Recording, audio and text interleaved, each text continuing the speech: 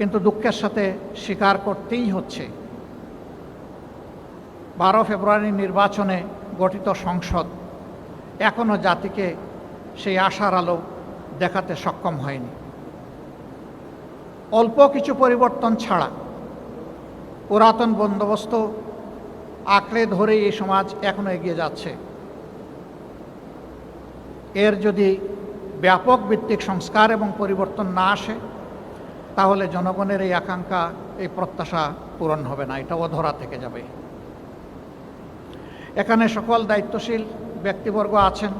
মাননীয় প্রধানমন্ত্রী থাকলে আরও ভালো হতো, তিনিও সেই কথাগুলো নিজের কানে সরাসরি শুনতে পেতেন। আজকে যারা আপনজন হারিয়েছে তারা কি চায়,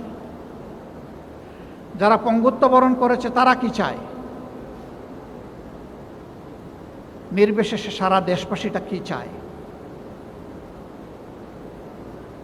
একটা পরিবর্তন সবাই আশা করে। সেই পরিবর্তনটা ছোটোখাটো নয়, বড় মাপের পরিবর্তন। বড় মাপের পরিবর্তন করতে হলে অবশ্যই সবাইকে মনটা বড় করতে হবে।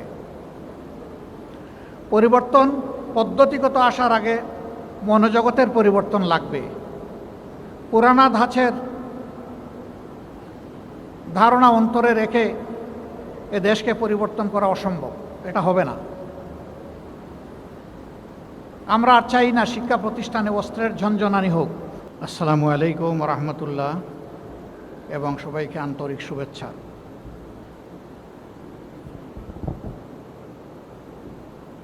বাংলাদেশ জাতীয় সংসদ সচিবালয় কর্তৃক রচনা এবং চিত্রাঙ্কন প্রতিযোগিতা 2026-এর আজকের এই ঐতিহাসিক দিবসে জুলাই গণঅভ্যুত্থানের দ্বিতীয় বার্ষিকীতে আয়োজিত অনুষ্ঠানের সম্মানিত সভাপতি, জাতীয় সংসদের ভারপ্রাপ্ত স্পিকার জনাব ব্যারিস্টার কাউসার কামাল এমপি, মাননীয় প্রধান অতিথি বাংলাদেশের মহামান্য রাষ্ট্রপতি জনাব হাফিজ উদ্দিন আহমদ বীর বিক্রম, মঞ্চে বসা বাংলাদেশ সরকারের স্বরাষ্ট্রমন্ত্রী জনাব Salahuddin Ahmed MP, chief whip জনাব নুরুল ইসলাম, বিরোধী দলীয় চিফ হুইপ জনাব নাহিদ ইসলাম, মন্ত্রিপরিষদের সম্মানিত সদস্যবৃন্দ, জাতীয় সংসদ সচিবালয়ের সম্মানিত সচিব, হুইপবৃন্দ, সংসদ সদস্যবৃন্দ এবং যাদের নিয়ে আজকের এই আয়োজন, সেই প্রতিযোগী শিশু কিশোরবৃন্দ, আমি জানি না তাদের অভিভাবকরাও সেখানে থাকতে পারেন, সেই সমস্ত সম্মানিত অভিভাবকবৃন্দ, সুধীমণ্ডলী এবং গণমাধ্যমের সম্মানিত কর্মীবৃন্দ, আজকের এই মহান দিনে আমি আমার নিজের পক্ষ থেকে, আমার প্রিয় সংগঠন বাংলাদেশ জামাত ইসলামীর পক্ষ থেকে এবং বিরোধী দলের পক্ষ থেকে আপনাদের সবাইকে এবং দেশবাসীকে আন্তরিক শুভেচ্ছা জ্ঞাপন করছি। গভীর শ্রদ্ধায়, দায় এবং ভালোবাসায় স্মরণ করছি 2008 সালের 6 সালের 28 অক্টোবর থেকে শুরু করে 24 সালের 5ই আগস্ট পর্যন্ত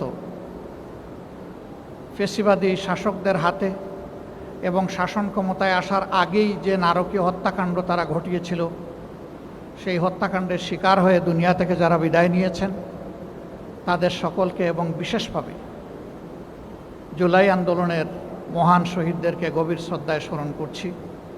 মহান আল্লাহ তাআলার দরবারে দোয়া করি আল্লাহ তাদের সকলকে শহীদ হিসাবে কবুল করুন।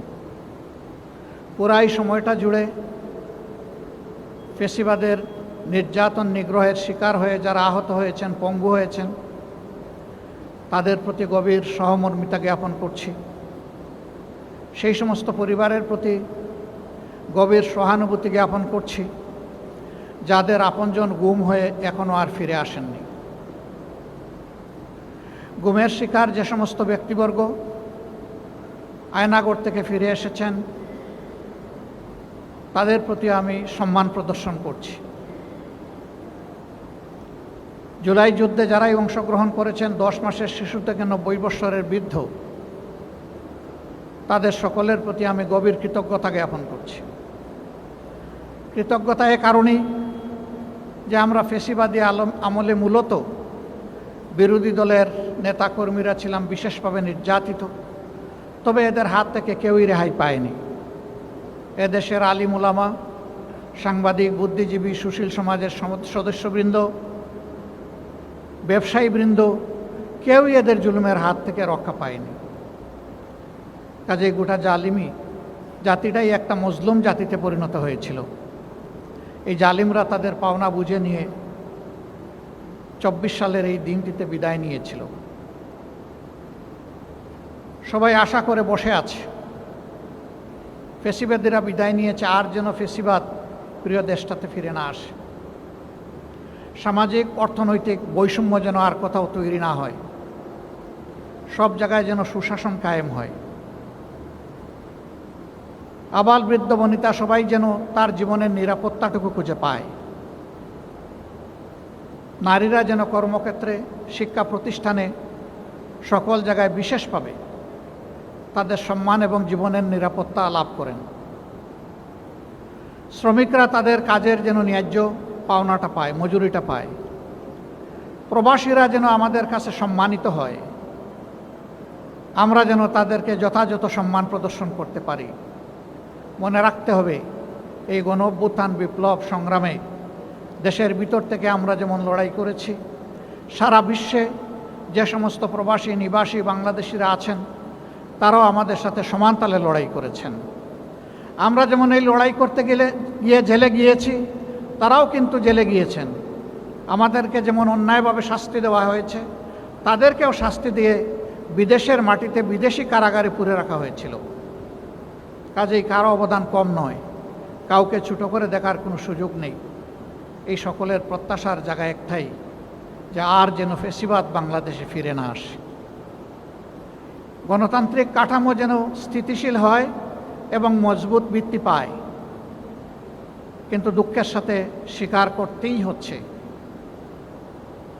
12 ফেব্রুয়ারি নির্বাচনে গঠিত সংসদ এখনও জাতিকে সেই আশার আলো দেখাতে সক্ষম হয়নি। অল্প কিছু পরিবর্তন ছাড়া পুরাতন বন্দোবস্ত আঁকড়ে ধরে এই সমাজ এখনো এগিয়ে যাচ্ছে।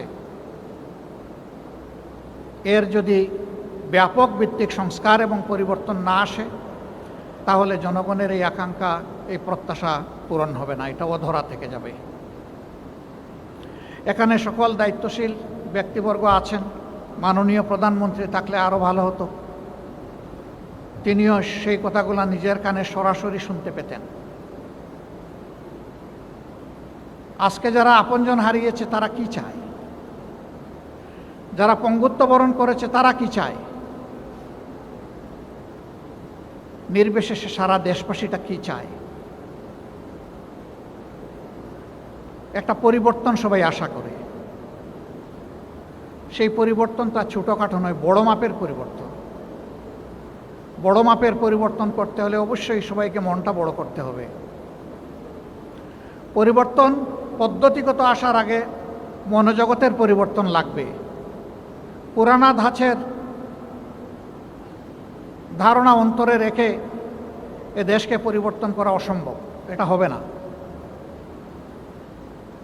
আমরা আর চাই না শিক্ষা প্রতিষ্ঠানে অস্ত্রের ঝনঝনানি হোক, এটাও চাই না আমাদের সন্তানরা লেখাপড়া করবে, হঠাৎ করে দেখবে বাহির থেকে কিছু লোক এসে গেছে, বিশ্ববিদ্যালয়ের ভিতরে, কলেজের ভিতরে এসে পরিবেশ অশান্ত করে ফেলেছে।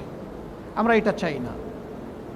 শিক্ষাঙ্গন হবে শিক্ষার্থীদের, শিক্ষাঙ্গন হবে শিক্ষকদের, শিক্ষাঙ্গন হবে ওই প্রতিষ্ঠানের কর্মচারীদের, এর বাইরে শিক্ষাঙ্গন কারো হবে না।